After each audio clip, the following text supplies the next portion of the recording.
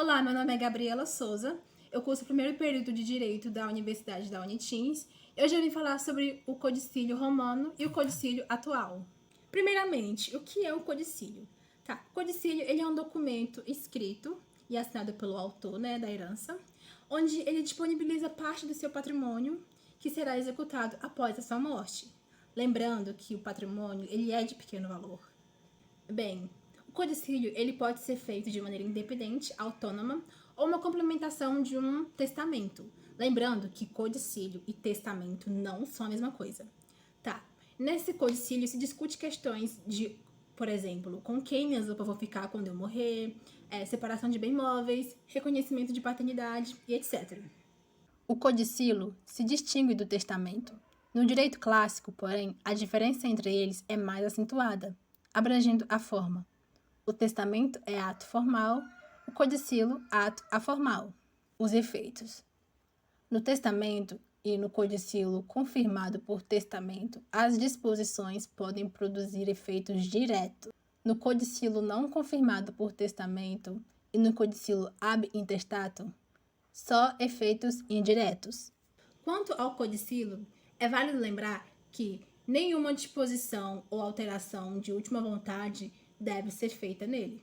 Lembrando que nas três espécies, que são o codicílio confirmado por testamento, codicílio não confirmado por testamento e codicílio ab intestato, nessas três espécies não se deve ser inserida nenhuma dessas disposições, que são a deserdação, a substituição, a instituição de herdeiro e revogação de testamento. Não se pode conter nenhuma dessas disposições no codicílio.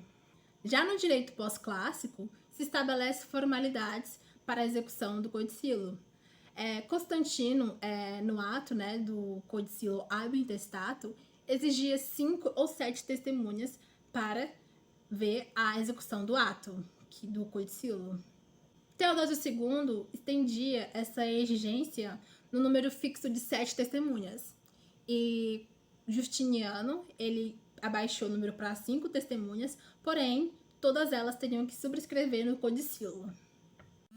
O codicílio pode ser utilizado pelo seu autor por várias finalidades previstas em lei, como, por exemplo, deixar disposições sobre o seu enterro, deixar esmolas de pouca monta, logar joias, roupas ou móveis de pouco valor. Em todos os casos, no entanto, as liberalidades previstas em codicílio devem ter por objetivo bens e valores de pouca monta. Ocorre, no entanto, que a lei não estabelece critério para determinar-se o que seja esta pouca monta. Assim, caberá ao magistrado, em cada caso, determinar se trata-se de pequeno valor ou não. Tem sido mais ou menos aceita a ideia de que poderia considerar-se como pouca monta as liberalidades até 10% do valor do total do patrimônio. No entanto, isso não afasta a necessidade de apreciação do caso concreto pelo magistrado. Todo esse trajeto que eu falei era o que acontecia no período romano, na época clássica. E agora eu vou falar o que acontece atualmente no Brasil, todo esse período.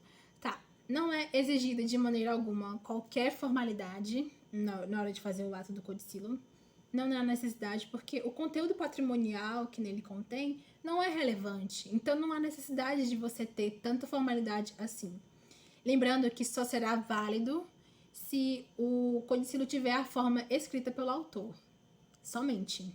E não há necessidade de ter testemunhas, assim citado no artigo 181 do Código Civil, ou seja, não precisa ter tantas pessoas. Na verdade, não há necessidade de ter pessoas, no ato de você fazer o seu codicílio. Então, não é preciso. E é isso. Eu queria agradecer, por você estar aqui assistindo essa aula, sobre o codicílio. E muito obrigada!